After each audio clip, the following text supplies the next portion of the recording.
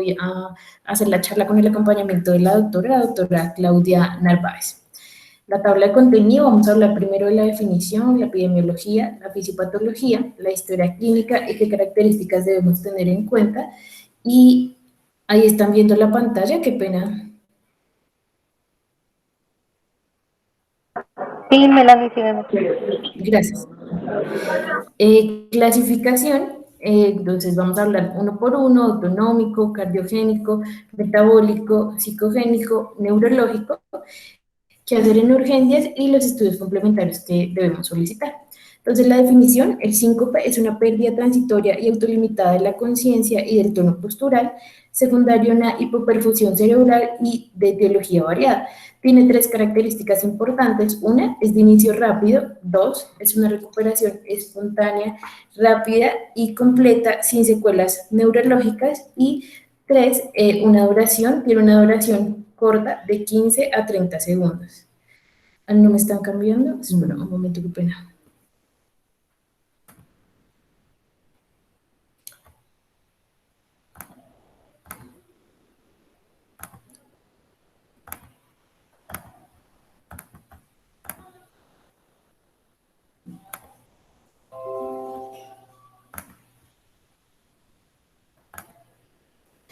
Listo. ¿Aquí se ve mejor? Sí. Sí, señora. Listo. Entonces, bueno, voy a retomar. Hablaba de la definición. Gracias. Es la pérdida transitoria y autolimitada de la conciencia y del tono postural, que es secundario a una hipoperfusión cerebral, es de etiología variada y tiene tres características importantes. Una es que es de inicio rápido; dos, es que su recuperación es espontánea, rápida y completa, sin dejar secuelas neurológicas, y esto es muy, muy importante, el paciente se recupera completamente; y tres, tiene una duración corta, de 15 a 30 segundos, y alguna literatura reporta menor a 2 minutos. La epidemiología: el 15% de los pacientes antes de llegar a la adolescencia ha presentado por lo menos un episodio de síncope. En urgencias pediátricas vemos del 1 al 3% como causa de urgencias. Sin embargo, este valor está subvalorado porque hay padres que asisten al segundo o al tercer síncope que presenta el paciente. Generalmente al primero no asisten a urgencias. Es de causa benigna, la mayoría es de causa benigna, pero hay que tener en cuenta que hay un síncope de origen cardiogénico, y lo importante es descartar que no estemos frente a un síncope de un origen cardiogénico. En la historia clínica vamos a tener la etiología, el 77% de los casos. Puede deberse a un problema grave, por lo que les expliqué, un síncope cardiogénico. El 25% de los pacientes con muerte súbita han tenido al menos un episodio previo de síncope. El síncope en general es más frecuente en las mujeres. El más frecuente de todos es el síncope neurocardiogénico o autonómico, y dentro de este el más frecuente es el síncope vasovagal. El pico de máxima incidencia es de 15 a 19 años, en las niñas tiene una mediana de presentación a los 17 años y en los niños una mediana de presentación a los 12 años. Este es un artículo de revisión publicado en Pediatric Emergency Care. Tiene como objetivo realizar la primera revisión sistemática de las etiologías de síncope pediátrico y determinar los diagnósticos más comunes con intervalos creíbles. Entonces, vamos a ver aquí que la causa más frecuente es el síncope vasovagal, seguido de un origen desconocido, un 52%, un 18% respectivamente, una hipotensión ortostática, y de origen cardiogénico va a ser el cuarto, siendo un 4%. También lo divide según los tipos de síncope. El síncope de origen cardiogénico vamos a tener más frecuente, inespecífico o arritmias, con un 58% y un 16%. De origen neurogénico, inespecífico y por epilepsia en un 74.8 y 18% respectivamente. Y de origen psicogénico, que sea inespecífico, secundario a histeria o secundario a un conversivo, en un 32, un 5 y un 4% respectivamente. La fisiopatología Sea cual sea la causa, la fisiopatología pues es la misma. Presenta una hipoperfusión cerebral transitoria más una hipotensión arterial que me lleva a una pérdida de conciencia y capacidad para mantenerse erguido. Entonces, generalmente la conciencia se pierde cuando la presión arterial sistólica cae por debajo de 60 a 70 milímetros de mercurio y puede ser causada por una disminución en el gasto cardíaco secundario a causas cardiovasculares, por disminución del retorno venoso o por un reflujo cardioinhibitor que produce bradicardia. O puede haber una resistencia periférica inadecuada secundario a un fallo del sistema nervioso autónomo o una actividad refleja inapropiada. Entonces, vamos a ver dos fases. La primera fase es la fase de la estimulación simpática, lo que debería ocurrir normalmente. Entonces, tenemos un estímulo, ya sea un dolor, ya sea un susto, un estímulo físico, como ver sangre o asustarse por algo que uno le tenga fobia, que me va a hacer una liberación de catecolaminas, que me va a llevar a un aumento de la frecuencia cardíaca, y recordemos que el gasto cardíaco es igual a la frecuencia cardíaca por volumen latido, entonces me lleva a un aumento del gasto cardíaco, todo esto para mantener una presión de perfusión. Al mismo tiempo, me va a disminuir el diámetro de los vasos, me va a aumentar la resistencia vascular periférica. Recordemos que la presión arterial es igual al gasto cardíaco por resistencia vascular periférica. Como hay un aumento del gasto cardíaco, va a haber un aumento de esta resistencia vascular periférica. ¿Para qué? Para mantener la presión de perfusión, lo que normalmente debería ocurrir. Ahora vamos a ver qué pasa en la segunda fase, cuando hay una estimulación parasimpática.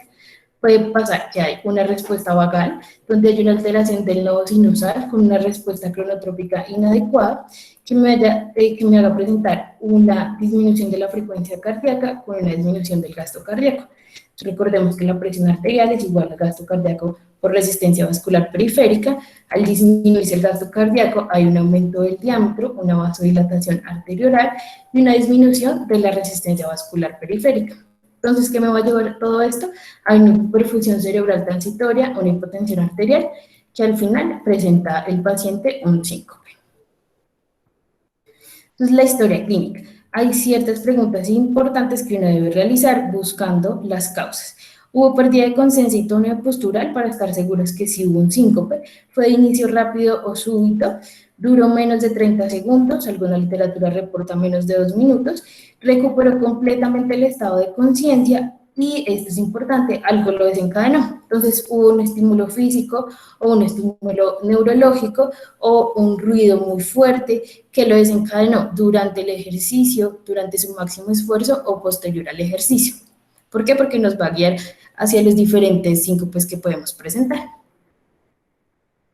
Entonces, debemos interrogar sobre los prodromos que pudo haber presentado el paciente: palidez, sudoración, cefalea, palpitaciones, náuseas o visión borrosa, que me haría pensar que el paciente está presentando un síncope vasovagal. Si el paciente presentó un síncope en decúbito o en sedatación, sin hacer ningún cambio de posición, me haría pensar en un origen cardiogénico. Si realizó un cambio de posición a bipedestación, me haría pensar en un síncope por hipotensión ortoestática. Entonces, hay que preguntar muy bien cómo presentó ese síncope. La actividad física, si estaba realizando actividad física, o sea, en su máximo esfuerzo presenta el síncope, o si fue después de realizar la actividad física. Si fue durante la actividad física, me haría pensar que estoy ante un síncope de origen cardiogénico, y si fue después, me haría pensar que es un síncope situacional, que es uno de los subtipos de neurocardiogénico o autonómico. Y factores precipitantes: que estuviera haciendo mucho calor, que estuviera mucho tiempo en bipedestación, que presentara un dolor muy fuerte, situacional relacionado con tos, con micción, o un estímulo físico, una fobia, o lo que le tenga miedo como la sangre, los equipos médicos.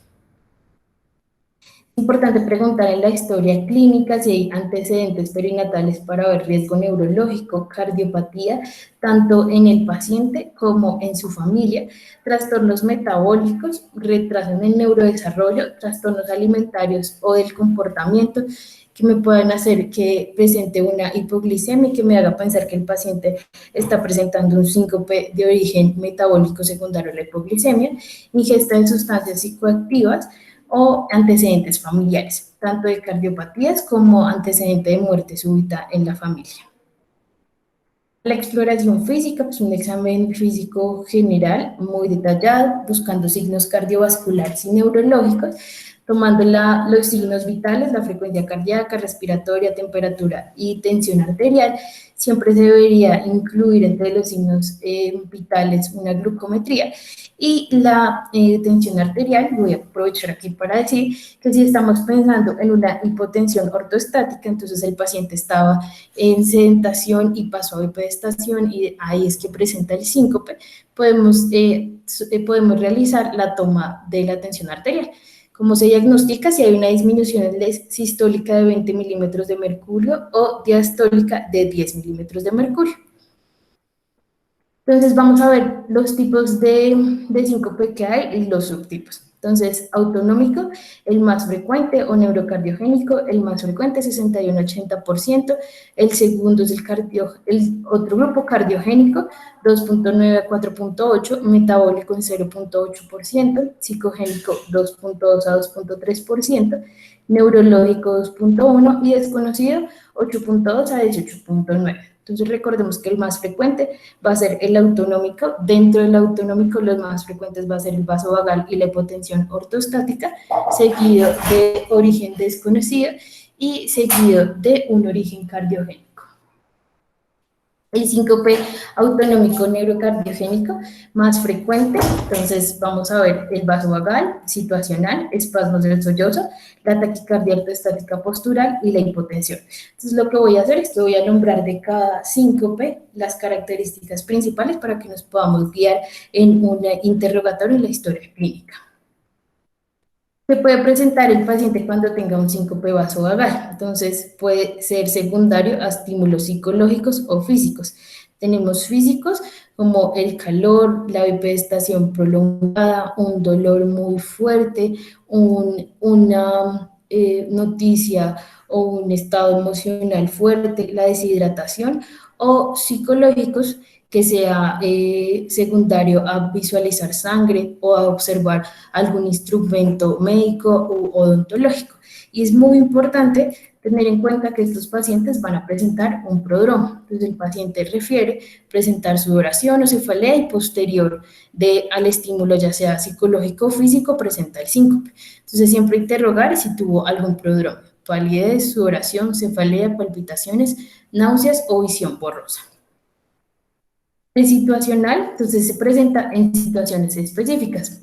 En la micción, en la deglución, en la defecación, hay un síncope situacional que se genera por el cepillado del cabello de las niñas, cuando hay risa o cuando hay tos. Y aquí puse una estrella para diferenciar que es situacional, se puede presentar posterior al ejercicio. Durante el ejercicio, en el máximo esfuerzo, pensamos de origen cardiogénico, pero posterior sería o estaríamos pensando en un síncope situacional. El espasmo del sollozo es una apnea respiratoria más frecuente presentada en los pacientes de 1 a 5 años. El 50% desaparece a los 4 años. Hay dos tipos, el pálido y el cianótico. Entonces, lo que hace el paciente es un llanto intenso y profundo que concluye con una apnea expiratoria prolongada, una pérdida de tono postural y de conciencia, con una recuperación del estado de conciencia como se muestra en el video. El cuarto de los síncopes neurocardiogénicos autonómicos es el síncope por hipotensión ortostática, el segundo más frecuente. Hay una disminución de la presión arterial sistólica al cambiar de posición a bipedestación, no hay un aumento compensatorio de la frecuencia cardíaca y me lleva a presentar el síncope. Como dije anteriormente, el diagnóstico se podría hacer durante la consulta, entonces tomamos la tensión arterial mientras que el paciente esté en sedentación y posterior a 3 minutos de que el paciente esté en bipedestación. Si disminuye la sistólica 20 milímetros de mercurio o diastólica 10 milímetros de mercurio, estaremos ante un paciente con síncope por hipotensión ortostática. Estos pacientes tienen un prodromo que es muy importante, que es el mareo. Entonces, el paciente, antes de presentar el síncope, presenta su mareo. La taquicardia ortostática postural También podemos hacer diagnóstico en la consulta, entonces se ve un aumento de la frecuencia cardíaca, 30 a 35 latidos por minuto en los primeros 10 minutos de bipedestación. Es frecuente que el paciente presente prodromos, así como el vaso vagal, palidez, sudoración, cefalea, palpitaciones, náuseas o visión borrosa, pero es más frecuente que este paciente presente los mareos. Entonces, recordemos que los prodromos que se visualizan aquí se presentan en el vasovagal o en la taquicardia ortostática postural. El paciente en esta patología refiere una intolerancia a la bipedestación y una intolerancia al ejercicio. El síncope de origen cardiogénico, la tercera causa en la división grande de los síncopes, la cuarta en los subgrupos. El paciente puede presentar un antecedente de cardiopatía o cirugía posterior a corrección de una cardiopatía, un síncope en sedentación o en decúbito supino sin hacer cambio de la posición, un síncope en esfuerzo máximo realizando ejercicio. El paciente puede presentar historia de palpitaciones, aunque no es muy frecuente, pero sí la puede presentar. Y es importante preguntar si el paciente tiene antecedentes familiares de muerte súbita.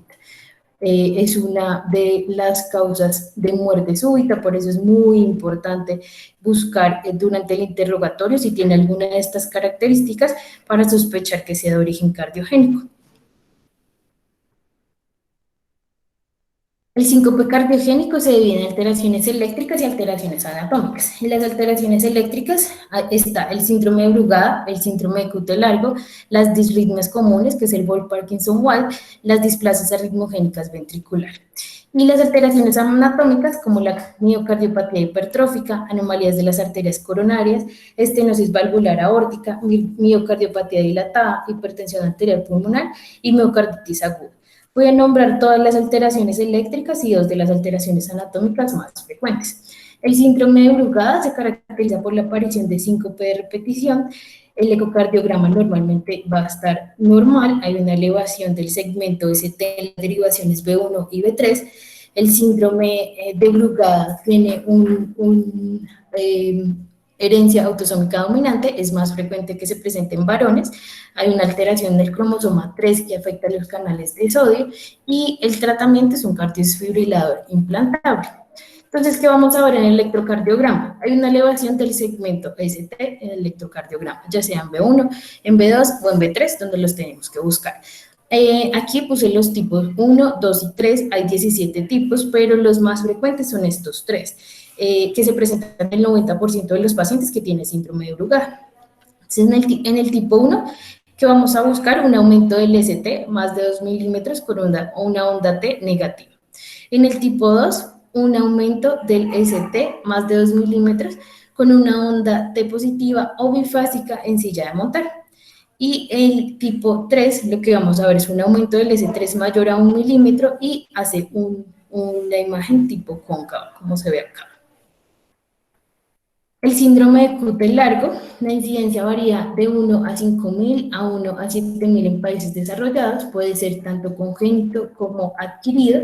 En el electrocardiograma vamos a ver una prolongación del intervalo QT y alteraciones morfológicas de la onda T, y es importante, como todos los de origen cardiogénico que se presente durante el ejercicio, es frecuentemente asociado a la natación y frecuentemente asociado a estímulos auditivos bruscos. Entonces, el intervalo QT en el electrocardiograma, para hacer la corrección, siempre hay que hacerlo con la frecuencia cardíaca. ¿Por qué? Porque cambia por la variabilidad de la frecuencia cardíaca. ¿Dónde se puede ver la onda T? Donde se visualiza mejor, en B3 y en B4. Hay muchas fórmulas para poder calcular el QT corregido. Yo puse una de ellas, que es la fórmula de Bassett, que es el QT sobre la raíz cuadrada del intervalo RR. ¿Cómo vamos a saber dónde termina el intervalo QT? Con el método tangencial. Entonces, podemos trazar una línea tangencial cuando termina la onda T, luego trazamos una onda horizontal y donde se encuentren estas dos, vamos a determinar que es donde termina el intervalo QT. Empieza al inicio de la onda Q y termina en la línea donde se unen estas dos líneas. Según el grupo etario, va a haber diferentes valores para la prolongación del QT, pero para que nos llevemos a casa, en niños generalmente, mayor a 400 milisegundos, va a ser un QT prolongado. Siempre hay que preguntar si el paciente estuvo o está con algún medicamento actualmente, porque hay medicamentos que prolongan el QT, como la hidroxicina, la desloratadina o el ondansetron. Entonces, siempre hay que preguntar. Aquí puse una página donde podemos averiguar si efectivamente el medicamento que está tomando el paciente puede hacer que me esté presentando esta prolongación del QT.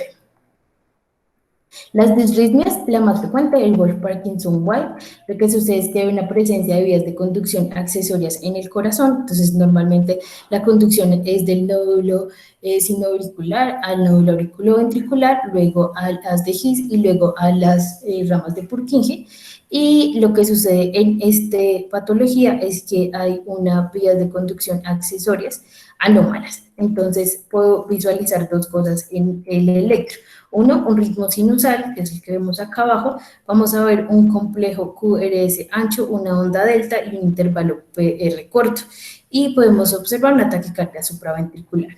El 0.2% de la población presenta Wolff-Parkinson-White en el electrocardiograma y el 0.1% de los pacientes que presentan Wolff-Parkinson-White presenta muerte súbita. La displasia ritmogénica ventricular es una enfermedad autosómica dominante. Se va a ver las ondas T invertidas en B1, en B2 y en B3, o también podemos observar una taquicardia ventricular polimórfica. La característica histológica es que hay una sustitución progresiva de los miocitos por tejido fibra adiposo y clínicamente puede haber una aparición de arritmias ventriculares que se originan del ventrículo derecho la mayoría de veces. Esta enfermedad se llama displasia ritmogénica del ventrículo derecho por esta razón, pero como se ha visto que también puede ser del izquierdo, se cambió el nombre. El paciente presenta síncopes a repetición que aparece con el máximo esfuerzo o tras las emociones, y tratamiento tenemos antiarrítmicos o el cardiodesfibrilador. De alteraciones anatómicas, tenemos la miocardiopatía hipertrófica, anomalías de las arterias coronarias, la estenosis valvular aórtica, la miocardiopatía dilatada y la hipertensión arterial pulmonar, la miocarditis aguda. Entonces, la estenosis aórtica es la anomalía valvular cardíaca más frecuente que vamos a encontrar. Entonces, ¿qué sucede? Hay una dificultad para poder hacer una eyección desde el ventrículo izquierdo hacia la aorta, lo que va a hacer que el ventrículo izquierdo se hipertrofie cada vez más, como se muestra en la imagen, y frecuentemente es porque no hay una válvula tricúspide como en la mayoría, sino una válvula bicúspide, que va a hacer que este flujo sea más difícil para vencer. Suele ser causado por la aorta bicúspide, y en el examen físico voy a encontrar un soplo mesosistólico. La miocardiopatía hipertrófica obstructiva es un trastorno genético que causa una hipertrofia del tabique y obstrucción estructural del flujo de salida, como se observa aquí en la figura. Se estima que el riesgo anual de muerte súbita en estos pacientes es del 0.6 al 1%. El paciente presenta síncope de esfuerzo. Al examen físico observamos un soplo mesosistólico y el electrocardiograma vamos a encontrar una onda Q en forma de daga. El síncope de origen metabólico, entonces puede ser por tres causas: por una hipoglicemia, alguna enfermedad que me haga predisponer a que presente esta, intoxicaciones por medicamentos, por sustancias psicoactivas como cocaína o alcohol, por monóxido de carbono, o una hipoxemia prolongada. El síncope de origen neurológico, entonces puede ser por convulsión, por migraña o por accidentes cerebrovasculares. Esta es una tabla donde me diferencia el síncope de las epilepsias, los factores desencadenantes del síncope: emoción, lesión, dolor, ejercicio, deshidratación. En la epilepsia vamos a tener falta de sueño o alguna abstinencia. En el síncope es frecuente las auras. En la epilepsia son un poco menos frecuentes o más breves en el tiempo de duración. Las lesiones en las epilepsias son más frecuentes, la incontinencia en la epilepsia es más frecuente, y la confusión, el posictal, es más frecuente en la epilepsia. Y el último, el síncope de origen psicogénico, se Puede ser por dos, uno o por hiperventilación o dos, un conversivo que esté presentando el paciente.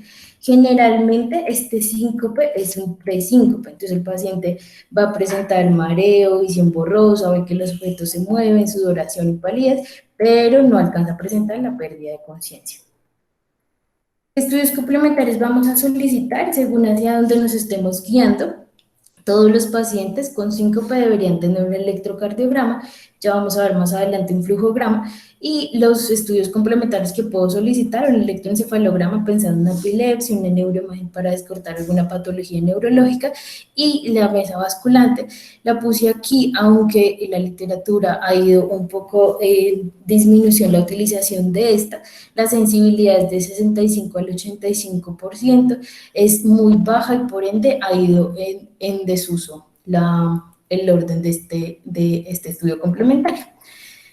El manejo en urgencias, ¿qué vamos a hacer? Entonces, primero la aproximación, el triángulo de aproximación pediátrica, ver la apariencia, el trabajo respiratorio, llenado capilar que tiene el paciente, si el paciente está inestable, pues hacer el paciente mío, la monitorización, la vía intravenosa y el oxígeno. Si el paciente está estable, entonces hacer la anamnesis, la historia clínica, preguntar todo lo que comenté anteriormente, la exploración física, realizar a todos los pacientes que presentan un síncope un electrocardiograma, toma de tensión arterial y de glucometría. Si tiene una hipoglicemia, pues nos vamos por el lado del manejo de la hipoglicemia. Si tiene más síntomas neurológicos, nos vamos hacia el lado de una valoración neurológica y buscar qué patología podría ser. Ahora, si tenemos un electrocardiograma que es normal, pero el síncope se desencadenó por ejercicio, disnea de esfuerzo o hay algún antecedente familiar de arritmia de muerte súbita, el paciente igual tendría que verlo cardiología. Si hay algún en el electrocardiograma, alguna patología, entonces podemos encontrar el síndrome de Wolff-Parkinson-White, el síndrome de cuello largo, el síndrome de Brugada, la miocardiopatía hipertrófica. Entonces allí pues tendríamos que ingresar al paciente y empezar a manejar según la patología que nos esté presentando. Este es un flujograma de las guías europeas del manejo y diagnóstico de síncope. Entonces, lo primero que uno debería hacer es preguntarse si hay en realidad una pérdida de conciencia. No presenta pérdida de conciencia o en verdad presenta un síncope. Todos realizarán el electrocardiograma y ellos hacen un énfasis en estratificar según el riesgo que pueda presentar el paciente, según la historia clínica y según el electrocardiograma que veamos. Lo podemos dividir en alto riesgo, riesgo intermedio o bajo riesgo. Y tienen una tercera opción, que es la pérdida de conciencia secundaria convulsión o ACV, pues que ya nos iríamos por su manejo específico. Entonces, hay una luz roja, una luz amarilla y una luz verde. Entonces, en la luz roja, el paciente que presente un síncope desencadenado por un ruido fuerte que me haga pensar en un QT largo, un síncope en el máximo esfuerzo, un síncope al nadar que me haga también pensar en un QT largo, que el paciente no presente prodromos, que el paciente presente movimientos tónico-clónicos que me haga sospechar en una convulsión, historia clínica de arritmias, de enfermedad cardíaca estructural o convulsiones, que al examen físico ausculte un soplo patológico, cicatriz de esternotomía que me haga pensar en un antecedente de cirugía y déficit neurológico persistente. En la luz amarilla, los medicamentos que puedan prolongar el intervalo QT, prodromos cortos o atípicos, dolor agudo en el pecho seguido del síncope, las palpitaciones seguidas del síncope, la posición supina, la pérdida de conciencia que sea prolongada, mayor a 5 minutos, hacen énfasis en esta guía, los movimientos exagerados o agitados, la historia clínica de diabetes o trastorno psiquiátrico previo o antecedente familiar de convulsiones o enfermedad cardíaca estructural.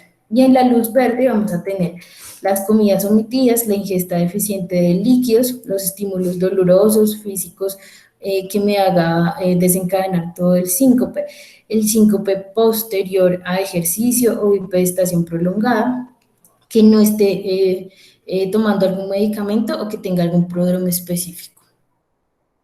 Posición de pie prolongada o reciente cambio de posición de sentado y pedestación, la pérdida de conciencia menor a 2 minutos, sacudidas mioclónicas pero que sean después de la pérdida de conciencia, que no tenga ningún antecedente importante, historia familiar de síncopes vasovagales o migraña y que tenga un examen físico normal.